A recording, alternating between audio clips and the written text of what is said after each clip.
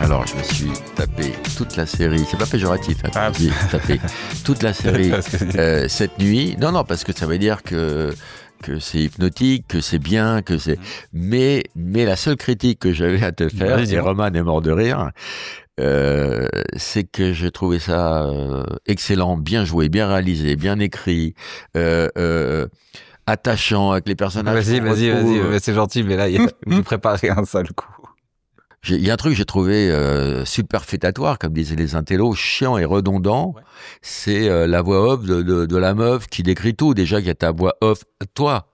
Il ouvre le tiroir, il esquisse un sourire, il sort de la cuisine, il se resserre un verre d'eau. Ouais. En fait, j'avais laissé l'audio description. Et je me suis tapé les 6 épisodes. Mais non, c'est pas vrai. Mais c'est pas vrai.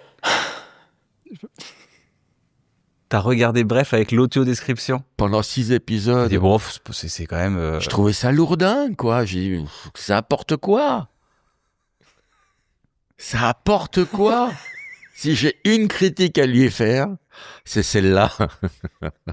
C'est-à-dire que nous, on regarde la série, on lui dit putain, c'était vachement bien, ça. On pleure, on rit, on s'amuse. Il dit ouais, mais cette voix off là. Qui dit elle ouvre un tiroir, elle ferme le tiroir, elle sort un slip. C'est quand même chiant, je comprends pas que vous ayez aimé. Mais ça apporte quoi? Il y a déjà sa voix off. J'ai eu peur de me faire enculer. Ah ouais. Au propre. T'as eu peur? Au figuré, hein. Ouais. T'as une peur qui ressemble quand même à une invitation. Tu es trop brillant. T'as déjà fait un câlin à un arbre comme Francis Lalanne? Oui. Et t'as ressenti une énergie? Oui, et j'étais à jeun, en plus. Ouais? Ouais. Parce qu'il y a plein de gens qui font de la câlinothérapie aux arbres. Oui, c'est très... c'est génial. Moi, j'ai fait un câlin à un arbre, mais pas comme Francis Lalanne. Non, toi, t'as fait une encoche et il y a 2 écureuils qui sont venus se loger dans ce petit trou. Bienvenue, hein? Ça peut faire mal, hein? Voilà, tu vois, je l'ai valorisé parce que genre t'as une bite qui peut faire un trou dans un arbre. Bien sûr. C'est pas le cas, hein, comme tu connais Romain. Malheureusement, parce qu'en fait, le rôle d'une fédération, c'est c'est dans le mot d'ailleurs, c'est fédérer, c'est emmener. De Roger Fédéré. De Roger Fédéré. Meilleur ban de toute l'interview. Finalement, il a fallu attendre 1h09. Waouh, on l'a.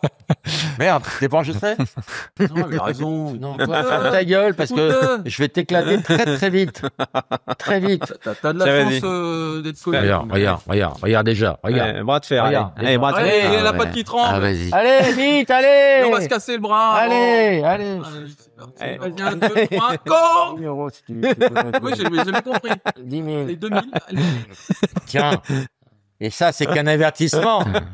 Si, moi j'en ai une, j'étais jeune, je sortais de boîte, donc je vais prendre un café dans un bistrot, il est 7h du mat, tu sais, quand tu sors de boîte à 20 ans, et là je vois des mecs, pas en chaussons, mais avec le nez Rubicon, qui font du café Calva, quoi. Ouais, bien sûr. Calva et du blanc, et du rouge à 7h du mat, et il parlait d'un mec dont il se souvenait plus le nom, il dit mais si, tiens, mais le fou qui boit de la Suze le matin. Mais je t'ai senti emmerdé parfois on te voyait aux infos, tu sortais du tribunal avec lui et d'un seul coup il prenait la parole et tu disais oh putain il est hors contrôle et je sentais de la détresse dans tes yeux. Oui, bah t'as pas eu tort, oui, c'est exactement ce qui s'est passé une fois. Je sors du tribunal et puis sa femme avait fait une tentative de suicide et moi je souhaitais dire, et c'est à peu près ce que je dis d'ailleurs, je dis Balkany n'est pas que sa fraude fiscale, c'est aussi un homme, voilà, et il vient de vivre un événement douloureux, le suicide de sa femme qui avait été découverte à même le sol, etc. Et il a 70 ans. Et là, il m'interrompt. Il y a toutes pour les te caméras, corriger sans son âge. Pour me corriger, il me dit non maître, avec un grand sourire.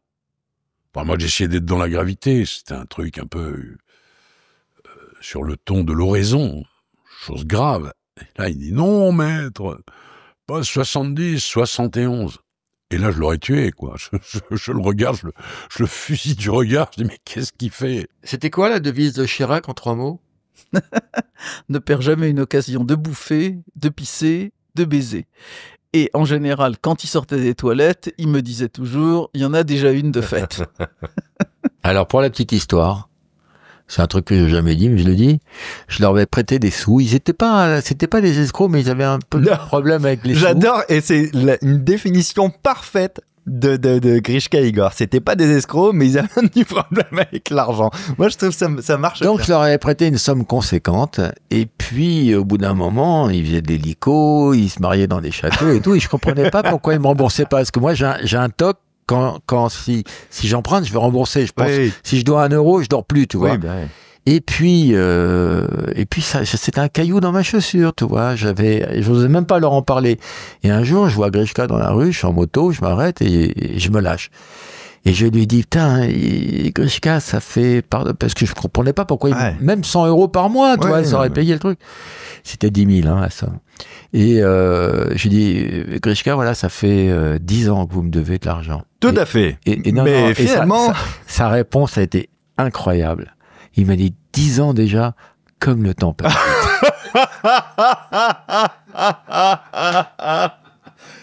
Mais c'est sûr que c'est vrai. C'est sûr qu'il a dit ça, c'est incroyable. C'est tellement désarmant. Au lieu de dire pardon Lolo, on va te mettre 100 balles par mois, ou tu vois. Eh ben, c'est le flic qui dit, c'est le mec appelle le commissariat, il dit pour ma femme qui avait disparu, vous pouvez arrêter les recherches.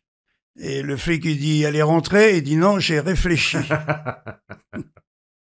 J'adore ces blagues qu'on connaît par cœur, mais qui font marrer à chaque fois. Jean-Marie Bigard, il me raconte toujours cette histoire que j'adore.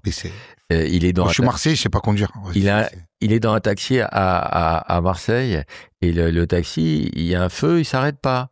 Et Jean-Marie lui dit, mais vous arrêtez pas au feu rouge? Il fait, non, ils l'ont mis il y a 2 ans, mais ça a pas pris. Alors Richard, on va le jouer. T'es père de famille. Moi, je suis ton fils. J'ai 5 ans. On passe devant l'origine du monde. Papa, c'est quoi ça? Eh bien, écoute, c'est une maman. Maman? Oui. Maman, elle est pas comme ça. Bah si, elle est maman. Il est où son nez, ses yeux? Bah... C'est pas ma maman, ça? Non, c'est une partie anatomique de ta mère. De quoi? C'est une partie du corps de ta mère. Et c'est quoi ça? Bah,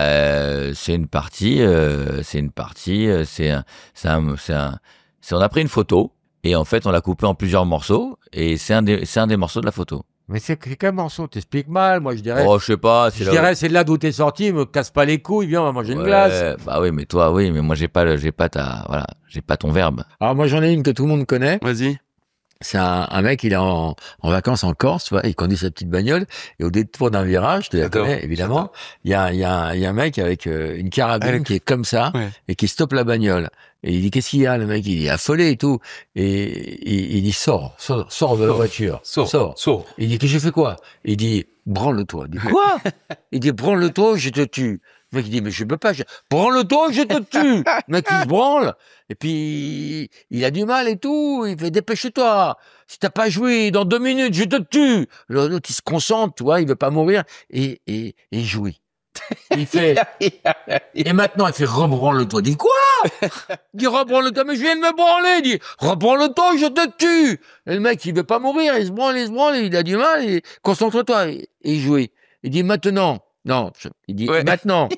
Il dit, maintenant, tu peux emmener ma sœur au village. Il est bien. Monte, Marie. Il y a le monsieur, il va t'amener au village. Elle est bien. Tu as déclaré, je déteste les étrangers. Et si j'ai proposé 500 000 euros à Michal, c'est pour qu'il retourne dans son pays. Ta franchise t'honore. Ouais. Mais ça n'a pas marché, je trouve. Il est toujours là. Et je suis obligée de le voir, de le prendre dans mes bras, de lui dire que je l'aime. Combien de temps tu crois que tu vas tenir avec ce podcast avant de te faire supprimer de toutes les plateformes? Je sais pas. Pour l'instant, personne n'écoute parce que. Ok. Voilà. Bon, c'est pour ça que ça passe. Pour l'instant, on n'a que des baltringues qui acceptent de venir. Bah oui, il y a que des cons parce que franchement. Et puis elle aime impressionner les gens, comme toi d'une autre manière, mais elle aime prendre le dessus. Elle aime prendre le dessus en impressionnant. Je veux bien prendre le dessous, hein. Mais tu préfères quand même prendre le dessus. Non. Prends pas ton air gentil comme ça, j'y crois pas. Je suis en train de gérer ma cutie, c'est horrible. Non, c'est bien. J'explore. Tu rigoles toujours de ces trucs? Mais non, mais il essaie de faire l'hétéro-curieux, là, c'est marrant. Il est payé pour se marrer de Maître Roman. Je me marre aussi de ces conneries, il est drôle aussi. Mais je ne sers qu'à ça, tu vois. Je suis un panneau, panneau publicitaire pour que les gens s'abonnent et pour rigoler à ces conneries. Donc voilà, c'est tout. Et en dessous, il y a une caméra, il y a la bite à l'air. Et on a aussi un compte sur YouPorn. Enfin, on optimise. On optimise tout. Il y a un proverbe qui dit, quand quelqu'un t'encule, ne bouge pas, tu pourrais le faire jouir. Toi, t'as dû bouger, Toto. Tu t'es fait escroquer souvent. Mais je regrette rien. Mais t'en achètes pas, on te jette des pochons sur tes platines. On me jette, parfois ça m'est arrivé, un petit pochon qui arrive sur mes platines, et parfois je me dis, tiens, c'est sympa, ça peut être... je sais pas, et je vois un truc comme ça, je dis... Et là, je prends le truc et je le jette directement comme ça, parce que je veux pas qu'il y ait quelqu'un fasse une photo. T'imagines? Passe-moi le pochon, on va faire une photo, Roman. Non, mais je t'assure, j'ai jamais rien essayé en plus. Appelle Corti. J'ai jamais été bourré, t'imagines? Jamais. Baisse ton pantalon, va arranger ça. Tu ris à ça? Tu m'encourages. Mais non, vas-y. Là, tu m'encourages. Mais vas-y, c'est pas assez fort, là. Là, tu me tires pas vers le haut, là. Donc, quand tu te retiens de péter, pour qui le fais-tu? Bah, pour les autres. Évidemment que quand on est en société, on va pas péter. Et après, il y a des gens qui disent, si, oui, mais avec ses amis, peut-être. Mais vraiment, si tu sais que tu vas avoir un pet fort, tu vas péter dans un endroit où il n'y a pas de bruit, par exemple. Au restaurant, tu pèterais? Moi, ça me fait rire. Ouais, mais il y a quand même Si je pouvais péter, là, je le ferais, tu vois, par exemple. Ah ouais? Oui. Là, j'en ai pas envie. Ce serait pas très cool pour nous, parce que nous, on n'a pas tellement envie que tu pètes, Roman. Ah ouais c'est un peu une agression chimique, pardon. Un peu. On coupera ça. On coupera tout, toute mon intervention. Et c'est quoi le... Attention, on voit pas ça, t'es fou, Roman. Mais c'est quoi cette violence, là? Mais non, mais j'ai jamais vu un podcast. Je le protège. Mais il est malade. Tu vas dire, alors ça, c'est ma citation préférée de toi, Jean-Claude. Si on enlevait l'air du ciel, tous les oiseaux tomberaient par terre. C'est vrai, j'aime la vie, j'aime les oiseaux. Et d'ailleurs, moi, si je veux, tu vois, Laurent, je peux voyager dans le futur. Moi, le soir, je m'endors. Et quand je rouvre les yeux, on est le lendemain. C'est fou, tu vois. Tu as dit également, les cacahuètes, c'est doux et salé, fort et tendre comme une femme. Tu peux développer? J'ai pas développé une chose ou un verbe, un geste, tout ça, ok, que j'ai déjà développé. Quand tu fais Jean-Claude Van Damme, qu'est-ce qui marche le mieux? C'est les phrases comme ça, les phrases de philosophie. Moi, tu sais, un jour, je suis allé voir mon grand-père à l'hôpital. Et il m'a dit un conseil super vital, tu vois, juste avant de mourir. Il m'a dit, Jean-Claude, faut pas appuyer sur le tuyau d'oxygène. Les meilleurs au foot. On a les meilleurs supporters. Oui, on n'est pas meilleurs au foot, là. Paris au-dessus de nous, on va pas se mentir, il y a le classement, on va pas s'inventer des vies, ils ont plus de moyens financiers, et ils sont à 13 points, je vais te dire... Dis face caméra, mais oui. Paris est bien meilleur que Marseille au foot. Au foot, oui. Non, dis cette phrase. Oui, c'est bon. Dis Paris. Paris est une belle ville. Non, Paris est bien meilleur que Marseille au foot. Paris est bien meilleur au niveau culinaire, notamment en pâtisserie. Foot. Paris est bien meilleur au foot que Marseille. Paris, une ville très agréable. T'as du mal, hein? Ouais, j'arrive, ça sort pas. Mais attends, c'est simple. La phrase est simple. Ouais. Paris est bien meilleur au foot que Marseille. Paris est bien meilleur en pâtisserie orientale que Marseille. Ça sort pas. Ça sort pas. Non, ça sort pas. Tu préfères tourner Babysitting 10 en Ukraine ou Alibi.com 5 dans la bande de Gaza? Oh, allez, je vais y aller. C'est question fin de carrière, ça. Ouais, exactement, ouais. Vas-y. Ouais. Vas-y. Vas-y, tout seul, t'es tout seul. Non, tout seul, là. Non, je peux pas répondre à ça. Repose-lui. T'es obligé. Non. Mais je fais... Attends, redis. Babysitting 10 en Ukraine ou Alibi.com 5 dans la bande de Gaza. Préfère quoi? Non, je fais à Rueil-Malmaison, Nicky Larson 2. Et si tu voyais Roman au premier rang, tu lui dirais quoi? Qui Roman? Patrick Bosso. Le genou, le front populaire, le front national. Peut-être. Mesmer, s'il rentre dans sa tête, il se perd.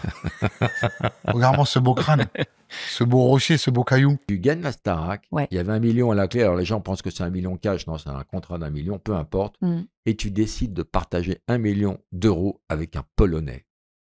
Oui, pourquoi pas? Bah, c'est pas ma France. Ah non, c'est pas notre France, ça c'est sûr. Pardon, mais c'est pas ma France. T'as le temps d'en glisser une dernière? Blague. Vite, pendant le générique. Ah oui. Une courte. Attends, tu me dis une courte, vite. C'est le grand-père avec la petite fille. Trop tard. Au revoir Jean-Marie. Au revoir.